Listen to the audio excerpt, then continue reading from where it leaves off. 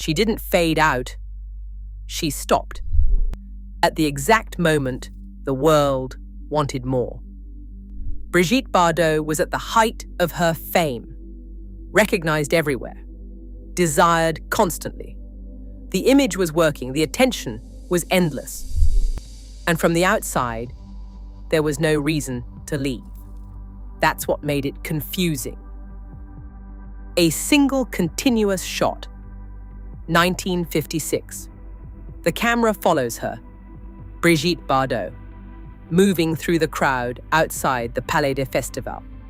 Not a posed still, not a frozen icon. Instead, motion. Her body in real time, walking, turning, half glancing back, then away. The lens lingers, unbroken, as if waiting for her to falter.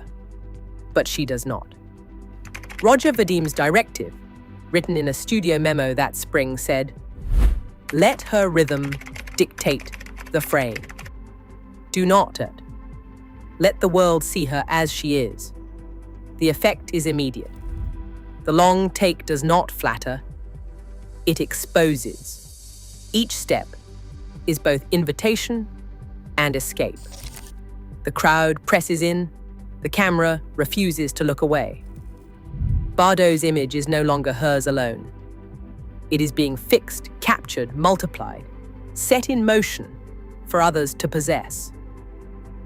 That first Cannes premiere is not simply an arrival. It is the beginning of a gaze that will not end, a frame that will not close.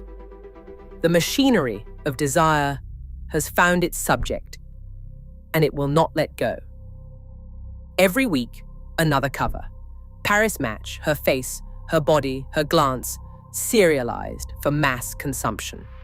From 1957 through 1959, the cycle rarely breaks. Bardot on the beach, Bardot at the premiere, Bardot leaving, arriving, turning away. The magazine archive fills with her image, a running inventory of desire. Studio press kits multiply, glossy stills, tie-in perfumes, branded records, even Bardot wigs for department store mannequins. Marketing units at Gaumont and Path coordinate the flow. One photo shoot feeding a dozen outlets, each headline a variation on the same theme. Revenue figures rise. The Bardot image produces more profit than most films themselves. The repetition is not accidental. It is the method. Her movement, once spontaneous, is now scheduled, distributed, monetized, transformed into a routine commodity. The machinery does not pause. The public appetite is assumed to be endless, and so the serialization continues. Attention, no longer a gift, becomes a product to be managed, packaged, and sold. 1956, 1960, 1973. The numbers form a pulse. Each year, a beat in the long rhythm of attention. The crowd thickens. The camera multiplies. Paris Match prints her face again. Another week. Another headline. Another version of the same woman. La femme qui défie le temps. The phrase repeats not as praise, but as a command. She is asked to stay, to remain visible, to answer for her own effect. The cycle accelerates. In 1960, Bardot's name appears in the press more than any other French actress. By 1965, she is not just a star, but a fixture, her image woven into the fabric of daily life. Magazine covers, TV hosts, the endless soundbite. Bardot, will you ever settle down? The question is always public, never private. The crowd wants proof of her belonging. The solitary figure surrounded. The headlines do not ask if she is happy. They ask if she will continue. Each year, the demand grows louder, the space around her smaller. The public gaze is not passive. It presses, it expects, it consumes. And the rhythm never breaks. A historian's voice, measured, almost clinical, cuts through the noise. The language is precise. When a woman's body is marketed, the profit flows to the studio, the magazine, the advertisers, not to her.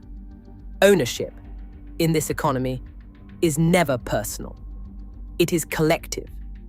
The image becomes a currency traded by men who set the terms, and by a public that claims the right to look, to possess, to demand more. The economics are gendered.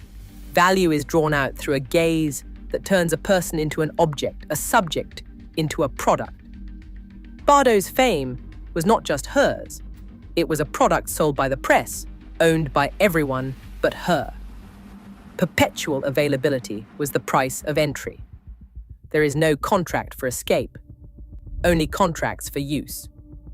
Attention itself becomes a form of possession, a legal fiction that outlasts desire. The label is clear: ownership, but never her own. The contract waits. Not a metaphor, but a document, typed, initialed, countersigned, in blue ink. Clause 12 grants exclusive rights to every still, every frame. Her likeness, not just for this film, but for the next, and the next. A producer's demand, written into the margin. One more scene, more revealing, more exposed. Refusal is not an option on paper. When Bardot objects, the response arrives by courier. Her lawyer, Pierre Lalande, invokes Articles 6 through 10 of the French Code de la Propriété Intellectuelle.